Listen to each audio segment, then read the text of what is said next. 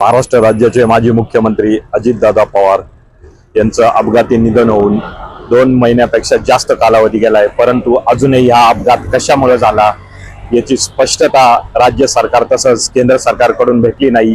त्यामुळे आपण पाहू शकतो पिंपरी चिंचवड तसंच महाराष्ट्रामध्ये ठिकठिकाणी अजितदादांना न्याय मिळावा असे बॅनर्स लागले आहेत।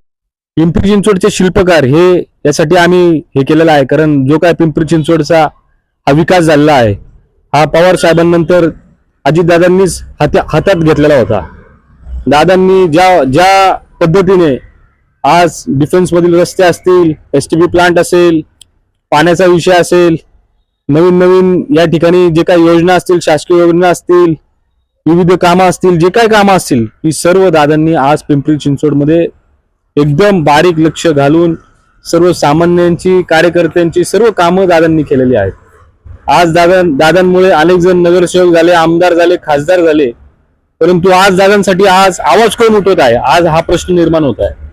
आज दादांना न्याय भेटावा यासाठी आम्ही सर्वसामान्य नागरिक म्हणून आज आम्ही आवाज उठवत आहोत। दादांनी आजपर्यंत एवढी कामं केलेली आहेत की तुम्ही जर पिंपरी चिंचवडचा विकासाचं जर बोलायचं म्हटलं, अक्षरशः कामं मोजता येणार नाहीत एवढी दादांनी कामं केलेली आहेत।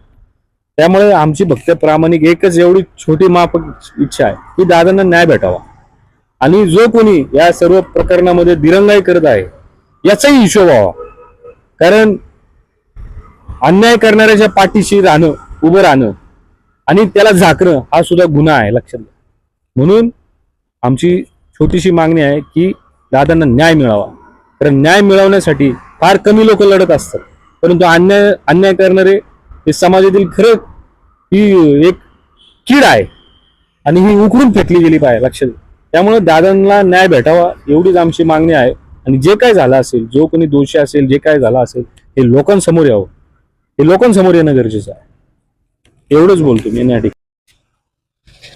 तर मला फक्त ह्याच गोष्टीचा दुःख वाटतं की अजितदादांना गेल्या 2 महिन्यापासून अजितदादांचा एकही FIR महाराष्ट्रात नोंद झालेली नाही आहे आणि जे की महाराष्ट्राचे जे खूप मोठे नेते होते आणि खूप मोठं व्यक्तिमत्व ज्यांनी महाराष्ट्राच्या डेव्हलपमेंटमध्ये खूप मोठा हात होता त्यांचा, ते अपघात होता की घातपात होता हे फक्त लोकांपर्यंत कळणं गरजेचं आहे आणि मला असं वाटतं की सरकारने ह्याच्यात खूप लवकर इन्व्हेस्टिगेशन करून ह्याचा रिझल्ट लोकांपर्यंत आणून आणि लोकांपर्यंत क्लॅरिटी द्यावा की अजितदादांना न्याय भेटत नाही, मग सामान्य माणसाला कधी न्याय भेटेल असं मला क्वेश्चन म्हणजे असं मला वाटतं की सरकारने ह्याच्यामध्ये इनिशिएटिव्ह घेऊन खूप लवकर ह्या गोष्टीला फुल स्टॉप। सर रोहित पवार खूप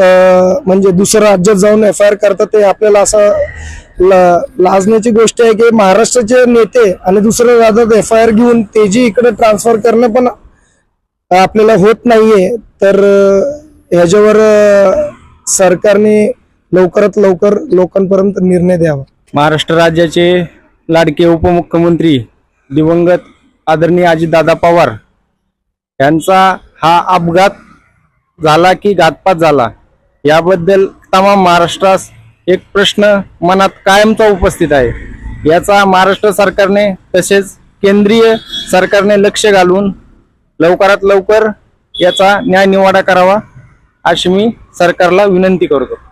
अजितदादांच्या शब्दाला महाराष्ट्रामध्ये किंमत होती, परंतु अजितदादांच्या निधनानंतर महाराष्ट्राला त्यांची किंमत कळाली नाही का असंच बोलण्याची ही वेळ आली आहे की एवढ्या मोठ्या नेत्याचा अपघात कसा झाला यासाठी आता लोकांना असे बॅनर लावायला लागत आहे की त्यांना न्याय मिळावा।